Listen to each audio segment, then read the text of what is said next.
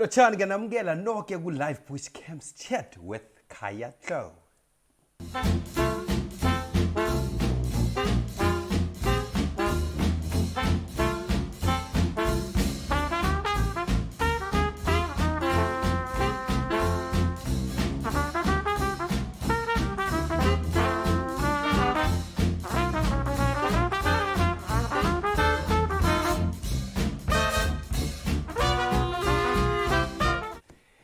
Hello, welcome all to my beautiful and exciting show every Thursday afternoon. It's 5 o'clock, it's just a few minutes after 5, and sorry about that, and I thank you all for your patience.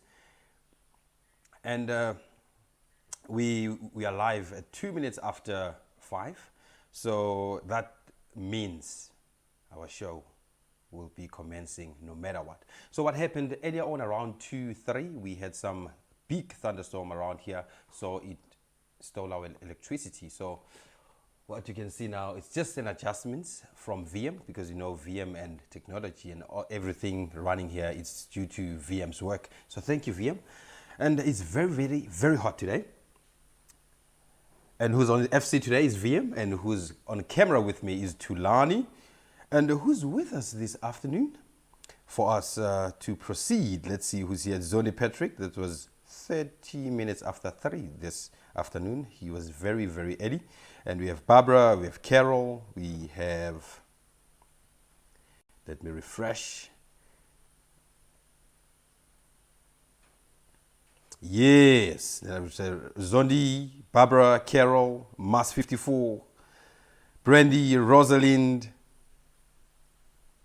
and Cookie. I welcome you all and thank you for joining. I know that maybe it's nighttime, it's evening time, you're supposed to be doing something else, but you decided to stay here with me, and I thank you for that. So my show is called Life Boost Camp Chat, and what I will be talking about today is what I saw earlier on in previous weeks on our live cameras that are installed around here in Brightlands Conservancy and Khaya, and also Cape Town. Khaya is just on the eastern part of the reserve. It's our neighboring reserve. It's a beautiful reserve also. And we are in Brightlands Conservancy, which is about 2,000 hectares in the Greater Kruger National Park, the southern part of Balule Nature Reserve in Limpopo.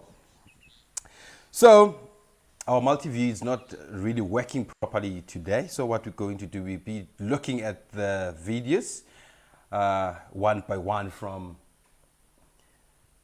Critter Cam to HQ Waterhole. So VM will be rolling those slides, the cameras that are recording live as we here today. So VM, let's see what's happening live. What camera are we starting with?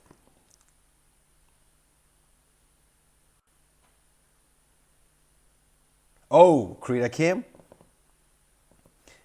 This is my favorite camera, just right here next to me where I'm sitting. It's just outside, inside the yard. So there's nothing happening much. Oh, this Critter Cam. Oh, this played back again. VM, is this is recording, right? It's not happening live now. I thought it was live, so okay, let's see. VM, this is a hurricane thrush, and it's about 30 minutes after 3. The 16th of December. Beautiful birdie that we see all the time here. So what's happening, this bird, it has a reddish beak. So that's why it is called a hurricane thrush. And then the interesting part about this bird's beak, it was confused with a red-billed buffalo weaver because its scientific name is called Tardus liboniane, and liboniane, it's a Tswana name which means a red-billed buffalo weaver, or it's a name for a buffalo weaver. So I think it's because of the color of the beak. So it's from a Terridae family with the ground scraper thrush. So you can see they are now doing some swimming. That's what they do, especially when it's very hot. Birds will be coming to this waterhole and they will swim. So let's go and see what's happening in Khaya live.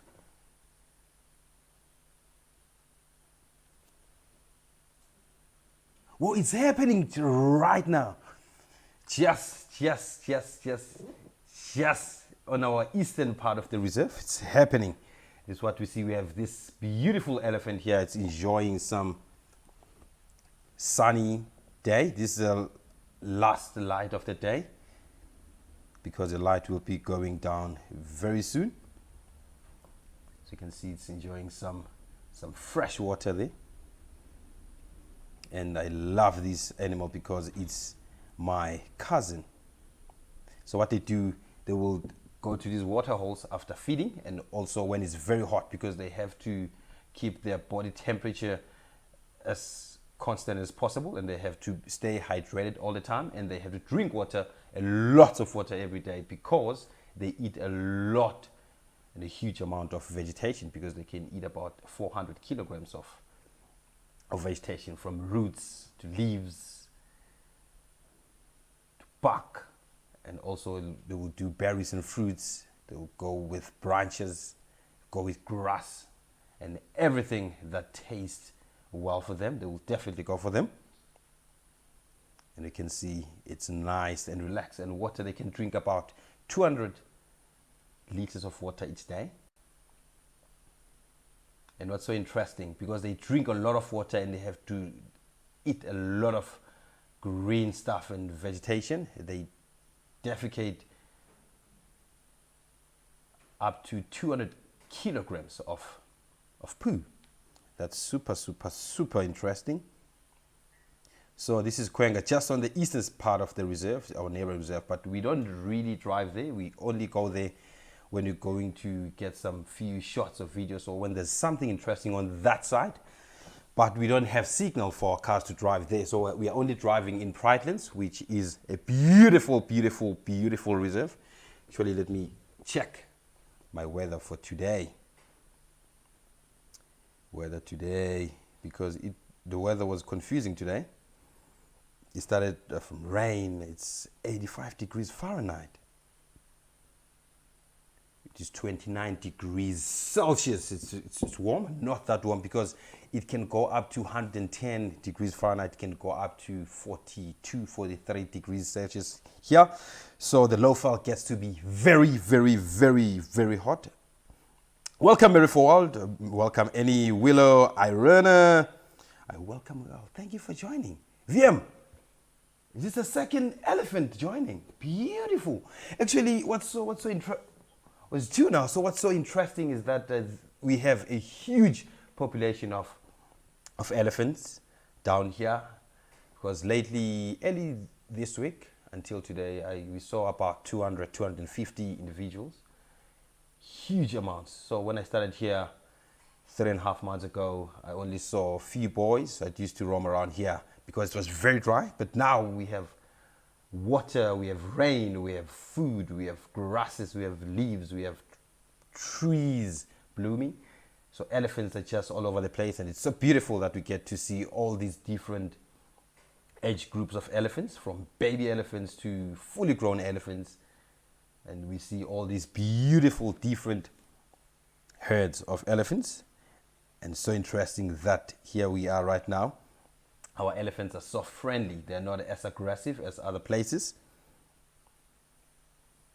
Rosalie, now all these elephants are quite old, but I can say they are about 35 years old and above. That's what I will suggest, because you can see they've been living. You can see their tusks quite big. You can see the body is very big. And I don't really master elephant age by looking at them, but I can tell when they're still young, because just under a year old, they will start growing their small baby tusks, and then they will lose them, and then they will grow the second set of adult tusks. So I can tell mostly a baby when it's still young, and I can tell whether it's a year or two old. But these big elephants, sometimes just take a guess just by looking at the tusks and the scratches and these notches and the injuries, and so that can sometimes tell the age sometimes. Yes, but I can't really tell the exact age of that particular animal. And elephants are known to live about 60 years and more. So what they do is when they reach that age, they will be losing all their sets of teeth. So they won't be able to feed. They won't be able to eat. So that's when they get to struggle. And then they, whoa. I strongly believe that's a baboon. Hey, baboon. Oh, it gave me a fright. Sorry about that. And yeah, so what happens, and then they struggle to eat and they struggle to feed. That's when they start to lose their body and then not feeling well. And then they starve and then they die. So let's go back to our live camera again. It's beautiful. You can see these elephants, they are playing with their water. They're not really keen to drink. You can see that one is blowing. Its trunk, look at that. Okay, look at that. Just playing with the water and consuming a few bits of it. That's what they like to do. And you can see this water hole, it won't allow them to swim. So what happens is they love swimming. That's what they do, especially on the southern part of the reserve here. We have this dam called Tlou Dam that was named after elephants because elephants love coming to that dam. Oh, the third elephant. Eagles prey. Welcome. So we have a third elephant, beautiful sighting. And even if we are not in the bush, we are not out and about, these cameras installed all over this area, they really give us some beautiful sighting. I really got to enjoy, even if I'm here in the camp.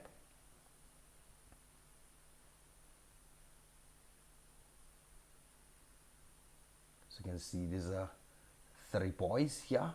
So these boys, what they do is they tend to stay away from females, especially when they 10, 12 and 13 years old. Then they will leave their mothers because their mothers will push them away because they need to mate and give birth to a new calf. So what happens is they will join these bachelor males and then they will learn tricks how to become a fully grown grade adult. And then they will slowly go back to their natal herd or a different herd, but they like spending their time alone, especially when they are not in must, when they are not ready to mate. They will definitely spend their time on their own. The one is living. I think this one that is living had enough. Oh, there's a fourth one coming. There's a fourth elephant coming. Zamukolo Masia, thank you so much. Great show as always. Thank you so much, brother. Eagles prey. Definitely my happy socks and my lucky shirt. So what happened is I always rock these to get all the lucky in the world. So what happens when I go on live drive, mostly I rock my lucky shirt and my happy socks so that I can get all those beautiful sightings. As you can see, I've featured my lucky shirt and I can see a live camera elephants. Look at that. That is beautiful. Catherine? Northern Michigan is snowy. Whoa. In South Africa, we are burning in December. Because 2 days ago, this was the first day of summer. We're still going to burn. This 29 degrees until April, sometime April, we're still going to burn. We are still going to burn. So I don't think I will be enjoying snow. I would love to see snow sometime, but December time, South Africans, we just want to swim. We just want to rock our shorts and our fellies and our shirts and our vests and our caps, our hats, and some sunscreen a little bit. So these elephants, they're enjoying freshest water. And I don't think I will drink this water because just look at that, standing inside water and then I have to drink. I'm sure my tummy, even if it's spilled with steel, because I call it a steely tummy or a steel tummy because I eat some things in the bush, so I don't get to be going to number 2. So what's happening is I can drink that particular water, but I won't try it. But I will, if I try, I will drink a small piece of it. I don't think it will bother my tummy. But yes, I don't think human being can be able to do that. Standing in the water and drinking at the same time. It's like drinking water from a swimming pool while it's full of people. Beautiful, look at that. So what happens, you can see they're not kneeling to drink. So what happens is they will drink with their using their trunk, but not with their trunk from the bottom to their throat. What happens is they suck, and then they put their trunk inside their mouth and drink. They can't kneel. They can do that, but it's hard work. That's why they're so big, and that's why they have a trunk.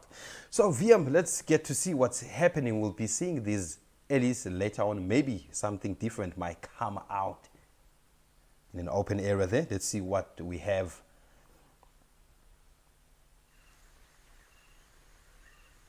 Thank you, Eagle Spray. Oh, we have our beautiful tree squirrel. So, VM, go a little bit backwards, VM. Just a little bit backwards, and you pause there. I just want to see this squirrel.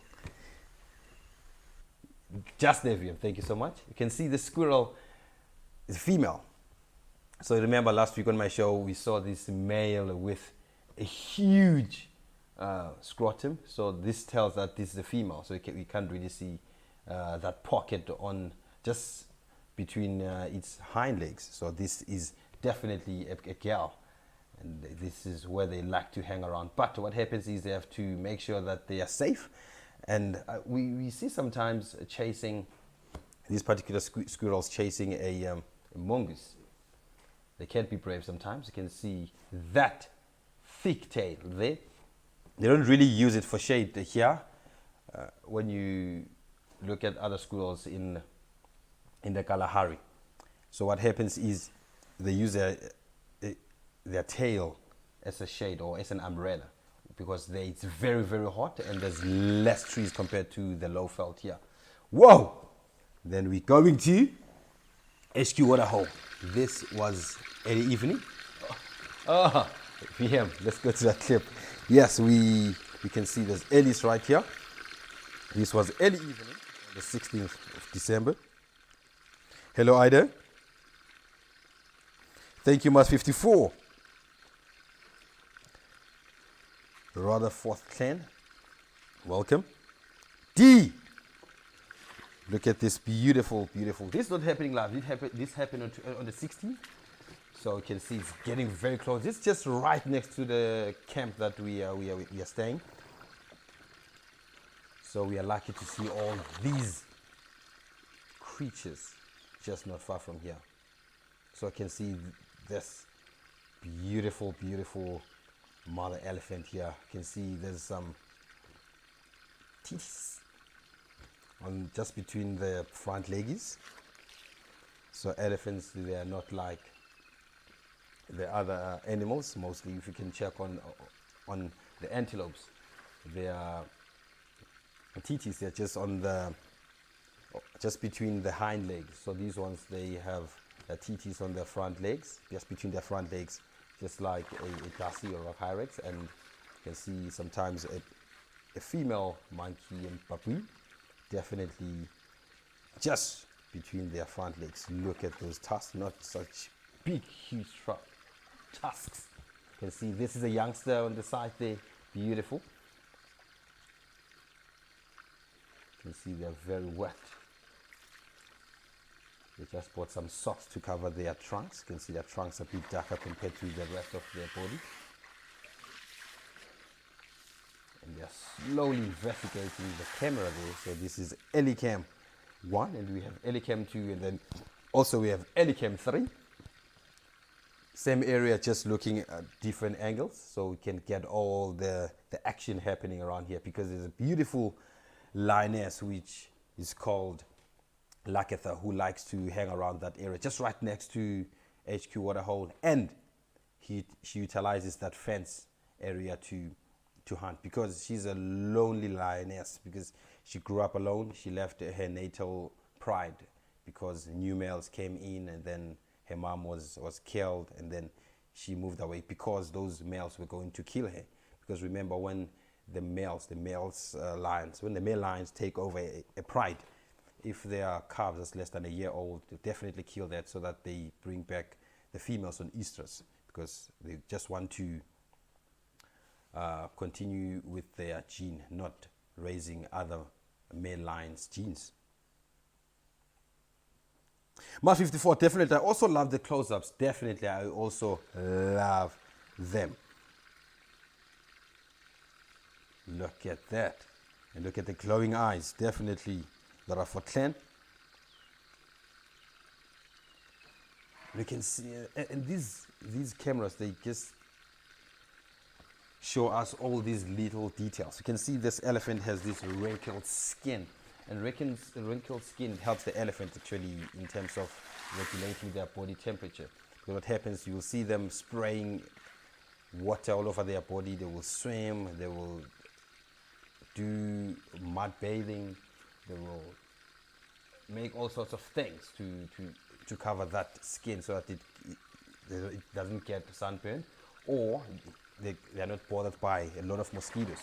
So those wrinkles, they help to trap that moisture or that mud to stay for a period of time, and then so that they can be protected for that particular period. Then they will go back and do the very same thing again. So look at that. And they're so quiet, eh? They're so quiet. So, and what's happening here? It's so interesting because in some other parts of African countries, the elephants, we find that there are no fences, and the elephants, they want to move to the next area or bush, and then there's a community in there, or there's a village in there. So what happens? They will utilize the darkness of the night to cross that to that other part. So what happens is they will wait for everyone or the village to be quiet before they start walking, because elephants, they are just giants, and cartoons, they just made us to believe that elephants, when they are walking, they made a huge amount of noise, but that's not true. So what happens when elephants are walking? They're very quiet, unless they step on a dry branch, or they break, or they push down a tree. That's when they get to be noisy. But elephants are so super quiet. And what happens is, when they're on math, these males, what they do is they smell, they're stinking. Oh, look at that. Talking about the breeding head. So this was on the 18th of December. You see, I can see beautiful elephants running to a water hole there, just right next to our camp. This is early camp 3. So same location, just different angle. Thank you, for Tlou.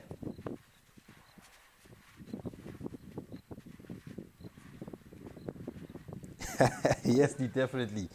You completely get the different from these early males, definitely. So I can see there's different age groups here. There's beautiful little calves, little beautiful elephants, and you can see with their mothers, their aunts, sisters, and little brothers there.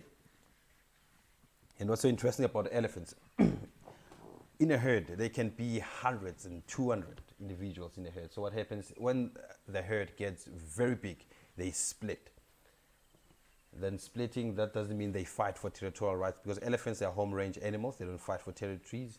What they do is, when they meet in future, they will just greet each other, and then they go separate ways. And then these males, they get to be territorial sometimes around the females when they are ready to mate.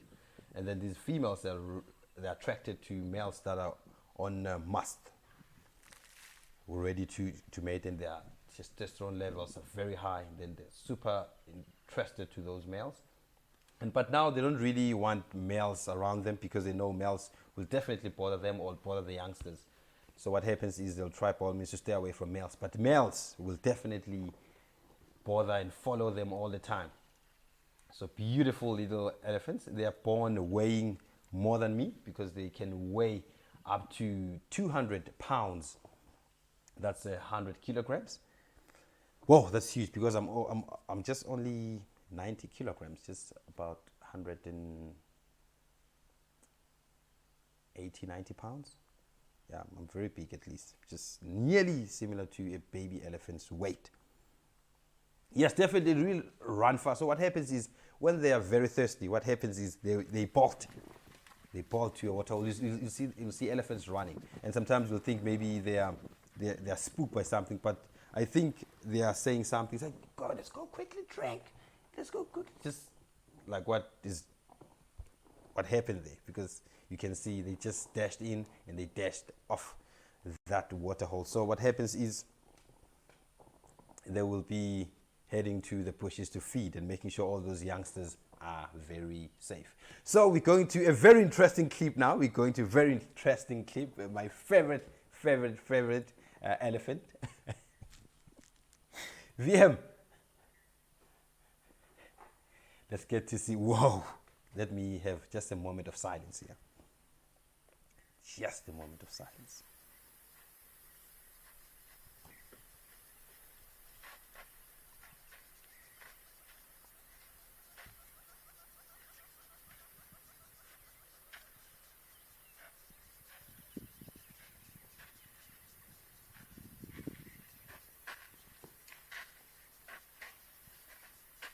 Wow.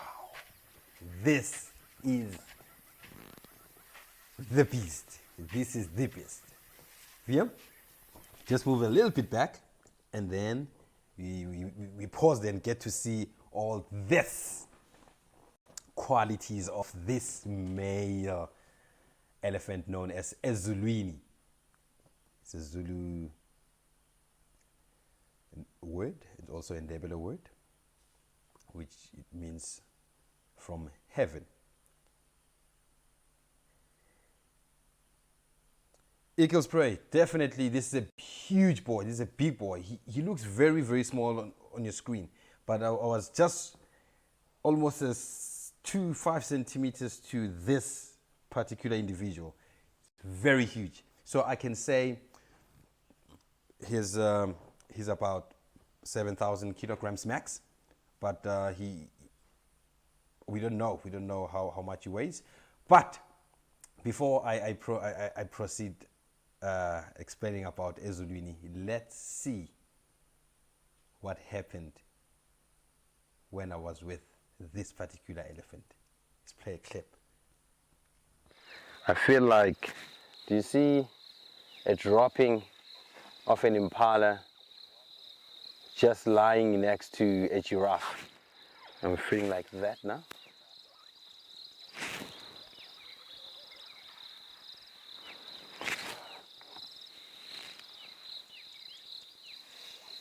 Beautiful, look at this. This is proper. Never been so close to such a giant. Oh, giant, are you coming next to me?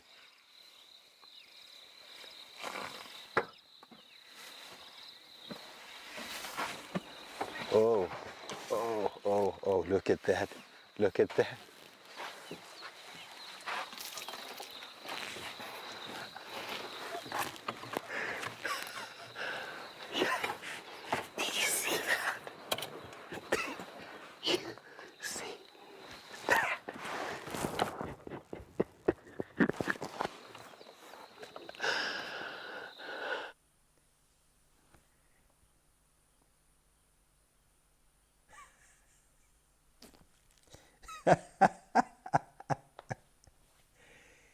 Yo, you know what happened there? I nearly messed up my pants. I nearly messed up my pants. That was a spectacular sighting. That was a beautiful sighting. That was a phenomenal sighting. Yeah, so that was Ezulwini. So he's such a wonderful elephant that can be as close to you and not reacting badly or negatively. So he's so calm. And the interesting part, he was on mast there. He was ready to mate. He was looking for a female, but the body language didn't say that. So what happens is the male elephants, when they're on mast, so what they do, they walk with swag, their head up, their trunks almost up, trying to push down everything, and then they just don't want anything on their way. They just pushes everything. That's why when we see other elephants that are on mast, we give them a distance. But this one, it was very calm and chilled and relaxed, and it gave me this beautiful, beautiful, beautiful sighting. And you can see it was feeding, right? So my knee was a bit out like this, and I was looking at this buddy. So he came just right next to me. So I'm not sure whether grass touched me or his trunk or his hair touched me.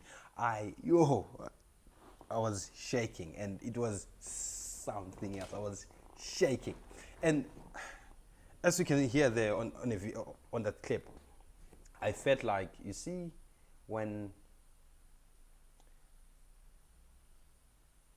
a fish, like a small fish, I can say a catfish, swimming just right next to a blue whale, it felt like that. Because that elephant, if it decided to turn its head, it was going to be something else, because you can see its tusks. It's nearly scraping the ground, and I strongly believe that they weigh about 50 kilograms and above. So that's why we call like these huge tuskers elephants, that they have like huge long tusks that they weigh about 50 kilograms and up. So sometimes things can go wrong, but because with this fella right here, it was something spectacular. Yes, he kills prey, definitely. I think a trunk touched me, but because he wasn't bothered at all, you can see the body language, it was just here. At first it was about 4 meters to the car, and then it came just right next to the car, about less than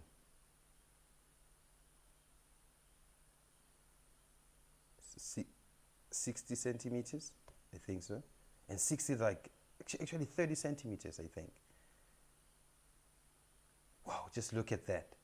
There, you see the VM, just there. When it came that side, my foot, you can see my foot, my foot was just there. I pushed it in when it passed, and then I pushed it a bit out when I turned. So it was something else. Canary N. I was trying to make an eye contact there. You can't. What I only saw was these cracks, these wrinkles from this elephant. I couldn't see the legs. I couldn't see the tusk. I couldn't see the trunk. I couldn't see its shoulders. I was looking at this thing here, skin. The only thing I saw was a piece of skin that I was looking at, because this thing was like so close. And it was just something else, It was just something else. And in the Kruger Park, we have quite a few numbers of big tuskers. They're about 21 and more, 22, 23 and more. And then when you go to Kenya, they have about 25 megs. That's what Tsavo Trust is saying. So, but because they say they have 25, up to 25 big or huge tuskers in the world, they're only counting the huge tuskers in their region, like in Kenya. They don't count the ones in the Kruger or the ones somewhere maybe in Namibia and stuff. So we have a lot of huge tuskers around here, lots of them. Just they're in different area codes. And this particular elephant, the people who actually, they used to follow it, or they're still following it. I'm not sure whether they still do follow up on this elephant. So what happens is they found out that it travels about a space that's huge as 400 square kilometers. That's 40,000 hectares. It's a lot. It's a huge space. It's a lot of space to cover. So it goes to the south, because they're in the southern part of the Greater Kruger. It goes to the north, it goes to the east, it goes to the west. So elephants, they travel a lot. They do travel a lot. Before fences in Africa, so elephants, they used to travel from southern part of Africa to just central part of Africa. One way, and they come back. Oh, that was beautiful. VM, do you have an... Whoa, we also have a clip that is so interesting, because it made VM and myself to drive out at night to go and fix something or go to and collect and fetch something. VM, let's get that. Look at this naughty elephant.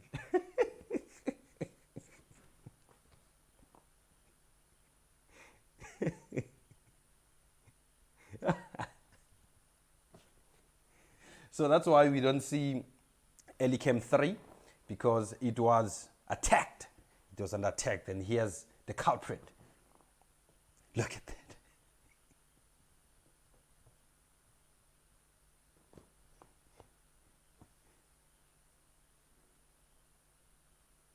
It's gone. Elicam 3 gone.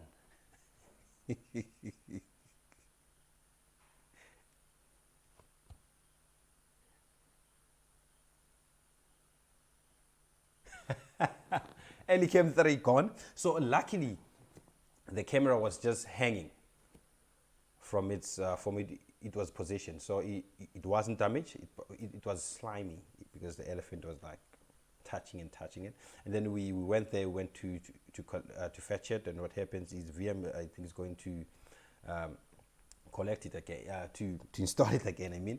So what happens is, I think this elephant, because this camera is white, so I think the VM forgot to spray paint it. So I think it was at night, and then this elephant was really bored, and then it saw there's something white sticking out from a tree, and it's like, let me check up on that. And then, so interestingly said, VM told me after they said there was this one camera that was chewed by an elephant, and they found it lying on the ground. So very interesting. You can see that that elephant nostrils, actually. That's what an elephant breathes from. And you can see there's two, just like human beings, just this one is a modified nose. So you can see there, when they do elephant collaring, or they move an elephant to a different area, so when they dart it, and when it's on the ground, you'll see they'll put a stick so that elephant can breathe, because elephant, they breathe with their nose. And look how deep is that, and they're so sensitive. You can see that tip there, that lip from this nose, that end part of the nose. They say it can lift a small little stick. It's just it works as our fingers. It's beautiful. Yes, he can spray, definitely. Poor VM. Yes, definitely. Being next to these naughty elephants, they can be naughty. They're so interesting sometimes. They're so funny. They're so friendly. But definitely sometimes, I agree with you, Annie. They will definitely make me or you feel like you need to change a diaper. Definitely. Definitely. Applehead Rob. Hello, Germany. So this trunk, definitely, it has like about 120,000 muscle units. So it's very, very strong. And the trunk, it can weigh up to between 45 and 50 kilograms. That's it's very, very thick. It's very, very thick, that thing. So that's why elephants, you can see, they don't have like very strong hind legs. They have very strong front legs, because those legs, they have to carry the size of the head, that heavy weight from the head, their trunk, their tusks. So that they need a huge power from the front. That's why you can see they are like a little bit, you can say, floppy or skew, just like velopia. So if you notice, most of the animals that they travel long distances, wildebeest, elephants, hyenas, to name a few, you can see their bodies like, it's not as straight as other animals. They are like a little bit higher there, and then it goes a bit down. So they can have a huge chest and a huge heart, and then what happens is they make with these huge nostrils, so that allows them to travel, to walk vast distances.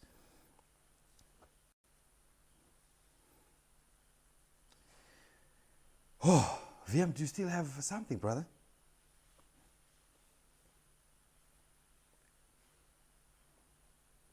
Definitely, Carol, these elephants are so naughty. Whoa, this is Kwenga. Isn't Omut empty? Look at that. Look what we've got. Some tiglings, some tugglings. Tuggy, tuggy. So we have two here. And then this is a small little family. And you can see these ones, they've survived. I don't know whether they're still surviving. Today the 23rd, and this was on the 18th. So I can see some of them didn't make it to the 18th of December. So what happens is these Egyptian geese, they're not really, they are great parents, but they can't really protect their youngsters that much from predators, because you can see the number of their youngsters, they are smashed around here. These youngsters are smashed, and their numbers, they drop all the time. One or two survives, or sometimes none survives, because there's this one on the western part of where I am right now in Pride-Lands. There's this pair that early this year they had chicks, but none of the chicks survived. So it's in the nest now, it's incubating. We're waiting on what is going to happen, because it will take about 28 to 30 days for them to incubate, and then chicks will emerge, and then we'll start seeing those. And I can't really wait to see those little youngsters who are going to be these huge birds to take their first leap of faith. So what happens is, it will be my first time seeing that live, if I'm lucky to see that. But yeah, I'm keeping a good look on that nest. Hopefully there will be something coming out. Oh. VM, do you have another video, brother?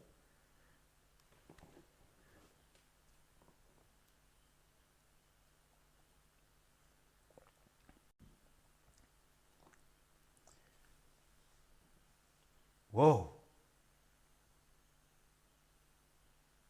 Something is happening here.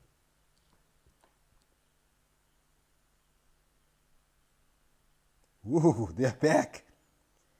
They're back.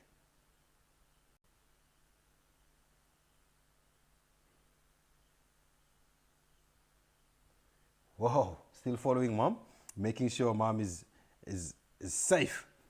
So what happens is, these birds, they can lay eggs up to 11, and then they will be making sure that they protect them, but they can't really protect them when they're out and about, because when they're in the nest, that's why they don't really build their nest. They do build their nest sometimes, but I've never seen them. But in some occasions they do, but in most cases they utilize other birds' nest, like this huge hammerkop or hammerhead nest, which can weigh 50 kilograms and more. So what happens is, they found a nice suitable spot, then they will try to create a nest inside there, and they stay there. And then they also use this huge nest from red-billed buffalo weavers. I've seen that, it's happening there. And then while they're away, or while they're still laying eggs, because they lay eggs and they go out, lay a second egg, go out, a third one, and so forth. So what happens is, you'll find snakes coming in there. You'll find, if it's not in a confused or tricky spot, you'll find the monitors, they go in there, they eat their eggs. Even the badgers, they eat their eggs. Like, they're not safe from being in an egg until they go swimming or running, like what they are doing right now. Canadian, it depends how many clutches they have each year. So what happens, this particular pair that we have right here on the western part of the reserve, they had a clutch early this year. This is their second clutch, so it means it might be 2 or 3, because they don't really do well in winter. So what happens is they will try by all means when everything is available, that food, water, because they need to swim, and water is their source of protection because they move away from the land area.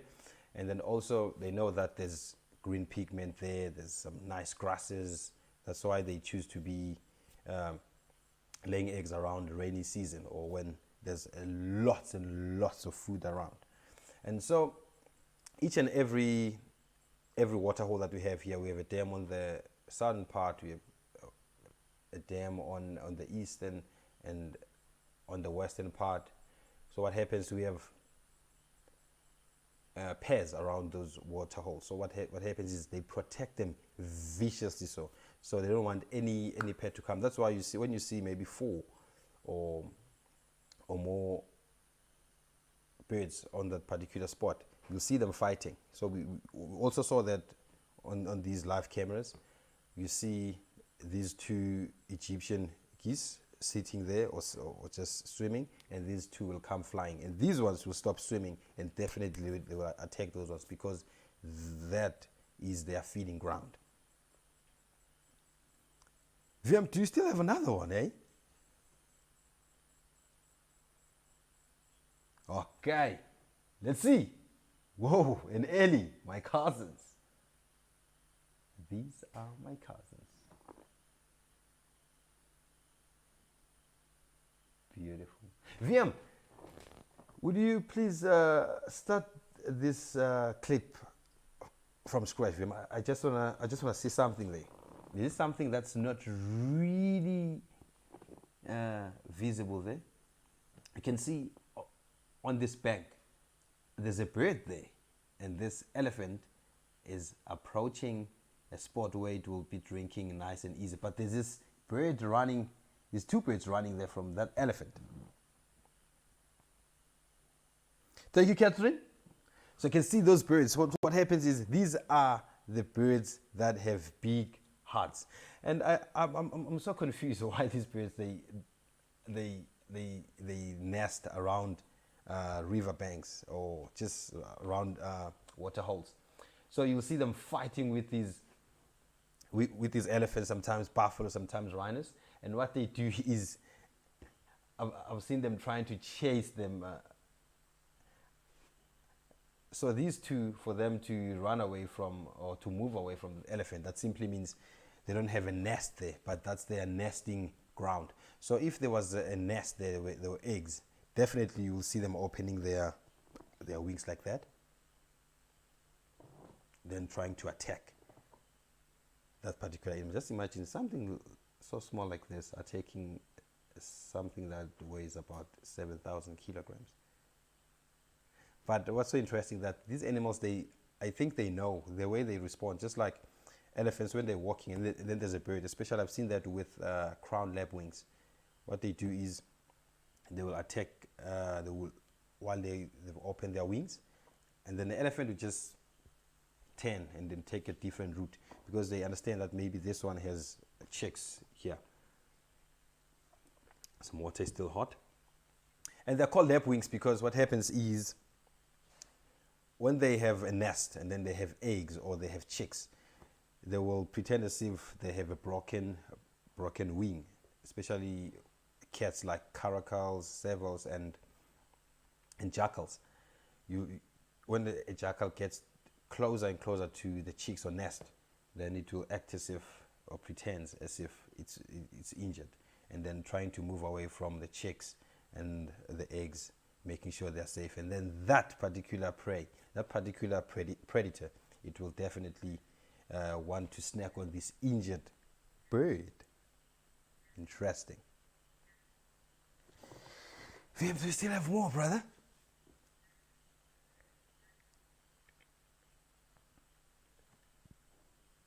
Ooh, look what we have right now. A spider. A spider peeling its web. Very, very, very, very illegal to do this, because we want to see what's happening around this water hole. We don't want to see this spider doing what it's doing.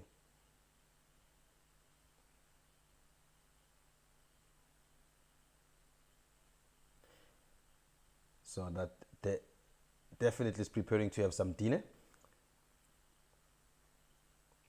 So that the insects or the flying insects will definitely get stuck there. They get to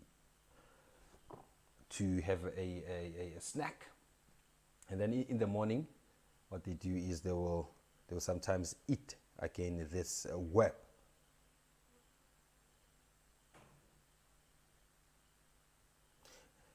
That was Quenga Waterhole. Beautiful. Speedy. Yes, let's go for another clip. Whoa, my favorite. This is just 3 days ago. You can see that grass is green. Limpy, Gimpy. This is a papoon.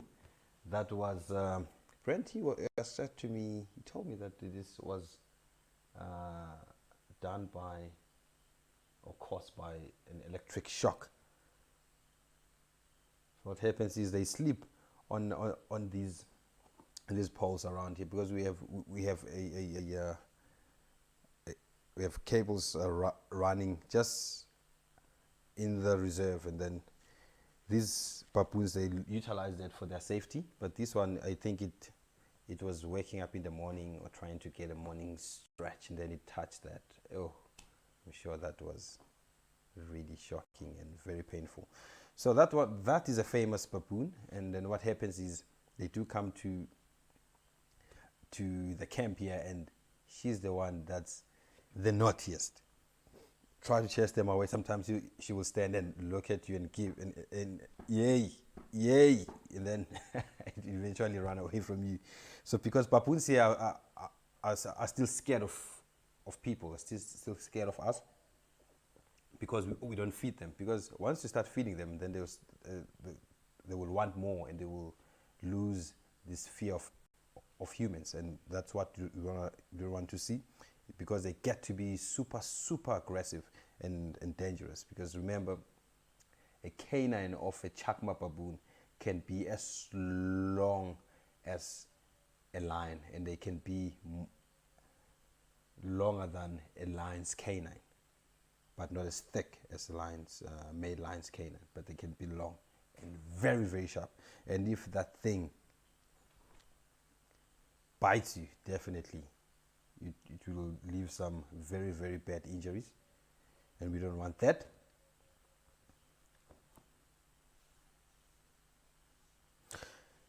Whew. VM, do we still have more, brother? Okay. Whoa, look at that. This is nighttime. There's some nocturnal behavior happening here. Whoa, look at that. I'm sure he jumped from the roof, this one. Beautiful. Janet? So I don't know where is it coming from, but it's coming somewhere around the bushes. But on top there, it's just a studio. So I think it was perching in a roof there, or maybe in a branch. So because what they do is they are land mammals sometimes, but they like spending their time in trees. They are arboreal. Then they like to be much higher elevated during the day, because they're animals that they prefer to be active at night. So these ones actually are not known whether they're territorial or not, because what they do is they have latrine sites. They have sites where they go and defecate. They don't defecate anywhere. They defecate in special places, and then they also secrete this a secretion from their anal sac. So it's not known yet whether that is a territorial behavior or not. Beautiful.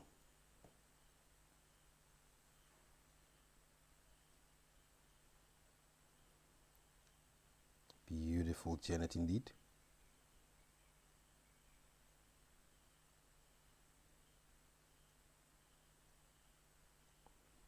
Yes, we have only one more clip left, and then we're going to wrap the show.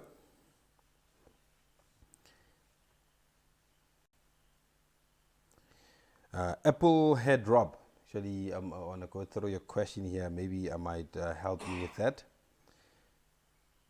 So you saw a video this week of a lion coalition of 3 males. You presumed they are brothers. What was strange was that these 3 males constantly mated with each other the day long, and each actually allowed it. So these males were mating with each other. So if these males are mounting each other, that's not really mating. It's they call it a hierarchy behavior, actually. So what happens? They're trying to tell each other, or trying to show each other who's dominant. Because if it is not only happening in lines, if I got your idea correctly or your question correctly, it's not happening only on lines. We saw giraffes doing that. I saw chickens at home doing that. The male will be mounting another male. Not that they are mating, just because they are trying to show who's dominant. Because remember, even if a coalition of 3 or 2 or 5 or 6 lions, there's this one that's going to be more dominant compared to the other ones. Yes. Sophia? Oh, look at that. So that's how it goes here. Like the giraffes, they do that.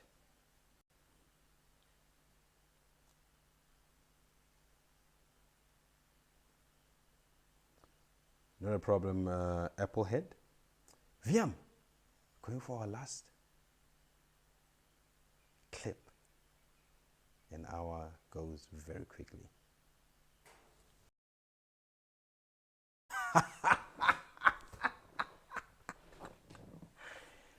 Wow, look at that.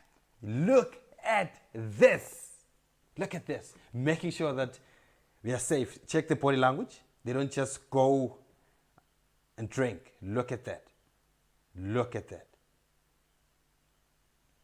The body language says it all. Definitely it tells that these particular animals, they have to be as active, they have to be as vigilant, they have to be as smart as possible around the bush, because these animals are killed mostly, especially by lions. And hyenas, they can also kill them, but lions, they just hate them. They know that they compete with food, and these, they can kill lion cubs when they smell a den. Doggies, yes, Mary for wild doggies. These are the dogs that I saw here in Pride Lands, but this one was in Kwenga. That was the 19th. That was the day when I was driving. This was 9 in the morning. That was the day before. I saw these boys a day before that. So what happens is there were 4, and then at first they were so tricky because I saw these 4. I was live driving, and then I tried to bundu bash, but I ended up with 1, because when wild dogs are on a mission, definitely you will be lucky if you follow them, especially in this low-feld area where there's trees, thickets, branches all over the place. It's easier to follow these on a grassy plains, but in these bushes, very tricky. But because what they do is they sometimes call, they sometimes walk around, they come show themselves to you. That's what they did. And then because they are critically endangered, there's not a lot and lots of wild dogs. It's so interesting seeing these dogs around here. It's something special seeing these dogs, because they're not like as many as lions, as many as hyenas. And most of the time they're killed by farmers mostly, because what they do, you can't really keep these dogs. A wild dog, a painted dog, you can't really keep it or using a fence, because they just walk through the fence, going to the next farm, or maybe they'll go and kill someone's livestock, and that's when they get to be shot by farmers. And sometimes they are killed by rabies, and sometimes people, they kill them just because of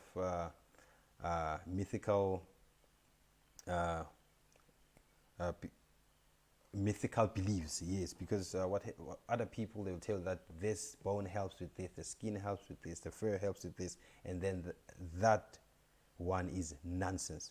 And then some, they are killed because of their skin, and it's crazy. It's insane. I don't like it. But yeah, the painted dogs, beautiful, beautiful sighting, and I just love their smell. Have you been next to the wild dogs? Their smell is so nice. But some people don't like it, but I definitely love it. And you can see a dog, when it's on a mission, it's on a mission. When they hunt, they don't need to stalk. They just need their strength. And then they will definitely go for that particular prey species they are going for. They don't look elsewhere. Even if there's 100 impalas, if they put their eyes on this prize, they will go for it. And then they will take tens. And then they don't need to strangle or suffocate an animal. They just eat. And then for them, because they are not denning these ones, they're just around here. I don't think they have a den site around. So what they do is they make sure that every individual is well fed. If there's one that didn't get enough food, they will regurgitate, and then the one will feed. That's why that's how they survive most of the time. They're not like lions that they will fight on a carcass. They don't do that. They make sure that they share, even if how small the prey is. They definitely try to make sure that everyone is nice, so that they know that they need each other when hunting. Because one wild dog can't kill a kudu. They know that they need other individuals, other members of the team, to have a successful hunt. Whoa, beautiful people. VM has reminded me that I can close anytime. I know an hour, is so quick. But thank you so much for joining Live Bush Camps Chat with Khaya Tlou. Thank you, Tulani, as camera operator. Thank you, VM. And thank you so much, VM, for keeping the show going, because without you, it wasn't going to be possible because of these technical issues, the load shedding, everything. There's no electricity, but he tried his level best to make my show a success. And so tomorrow, I'm driving. I'm having a live drive, 4:45 in the morning. And then please do not forget to book your seats. Info at Painteddog.TV, please. And thank you, D. Thank you for some donation there. Thank you so much. Really appreciate it. And yeah, super chat. Yes, definitely. Thank you so much. And what's happening is, please book your tickets. Book your tickets. We're going to be out and about almost every day. And yeah, on Christmas Day, please join us for free to air drive. Definitely, we're going to have some fun. Tomorrow I'm going out in the morning, and I strongly believe that Brent, he will be going out tomorrow afternoon. And yeah, beautiful people, thank you for joining, and have a great Christmas. Khaya loves you so much, and I will definitely see you next week, Thursday, same time, same place, talking about Live Bush Camps Chat. Thank you so much.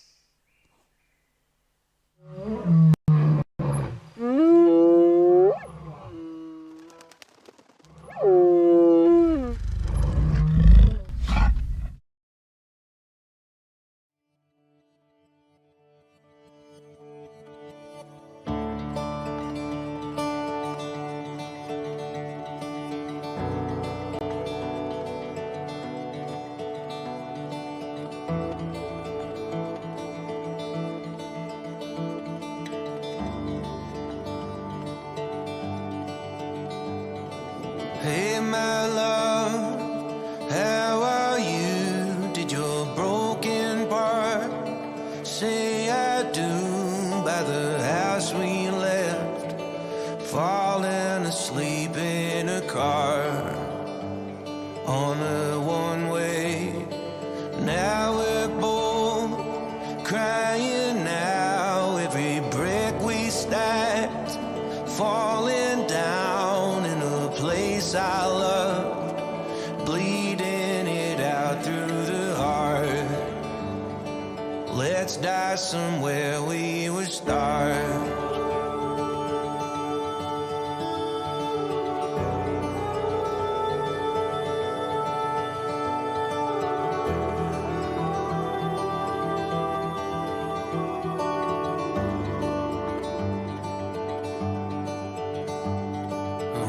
You take to make me laugh is a time and place I can't get back in an hourglass. I cannot turn upside down. Flashes of lightning paint the sky and burn it out. In the bulrushes, no basket found in the place I've gone, sang itself out like a song. Well, don't look at me like I'm wrong.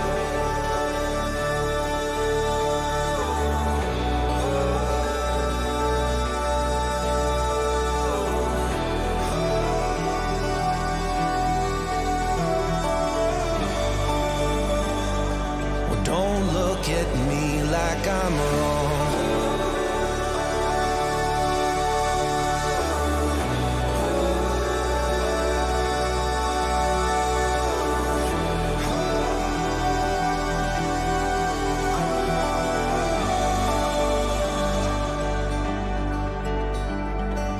Fight for you if I could win.